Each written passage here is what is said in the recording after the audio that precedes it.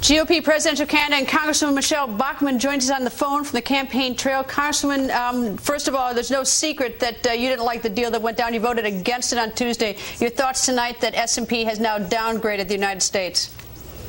That's right. Tonight's decision, Greta, by S&P to downgrade our credit rating to a AA+ is historically significant. It's a very serious event for the United States because our country has had a AAA rating since 1917. That rating has never been downgraded. It has endured the Great Depression, World War II, Korea, Vietnam, and the terrorist attacks on 9/11. This president has destroyed the credit rating of the United States through failed economic policies and his inability to control government spending by once again raising the debt ceiling. We were warned by all the credit agencies that a failure to deal with the debt would lead to this downgrade in our credit rating. But instead, the president submitted a budget that had a $1.5 trillion deficit. Then he requested a $2.4 trillion blank check on top of that.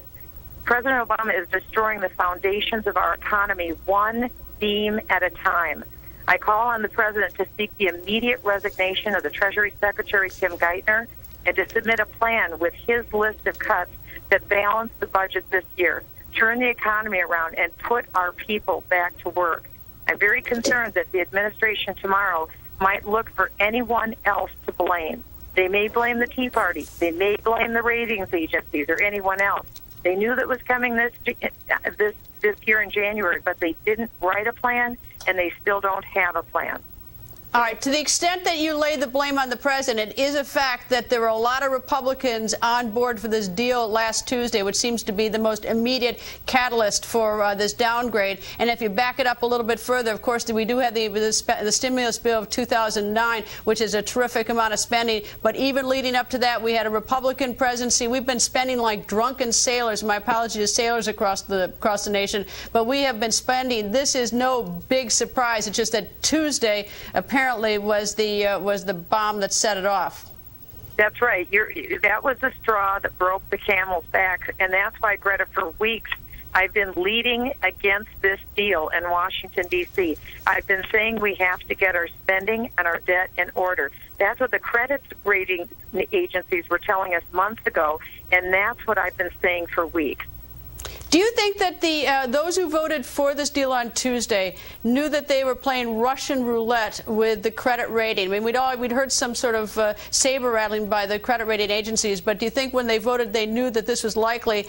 And do they think that this is simply, though, a hurdle? It's an embarrassment for the nation. It's going to cause problems for Americans with higher interest rates, but that this we can recover from this in quick order. This is not an embarrassment to the nation. This is a very serious, historically significant event that's just occurred.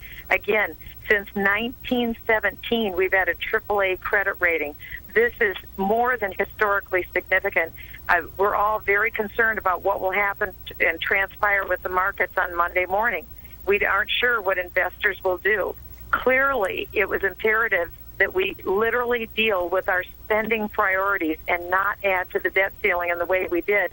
And now we saw the proof in the pudding with the market crash that we just saw, and today with this credit rating.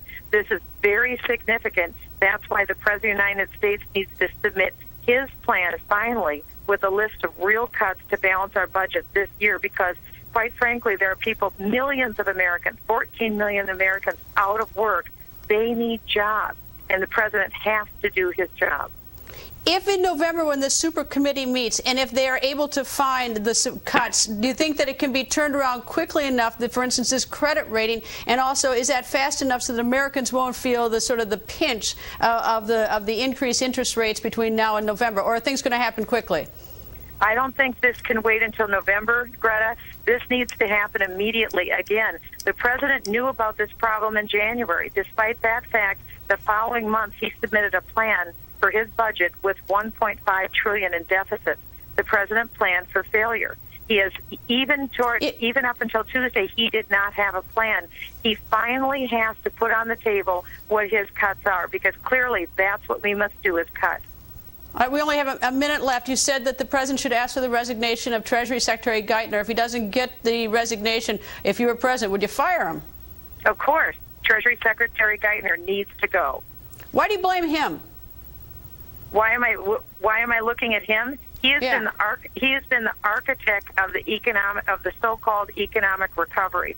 The decisions that he has made as Treasury Secretary have not, and again, they are at the direction of the president.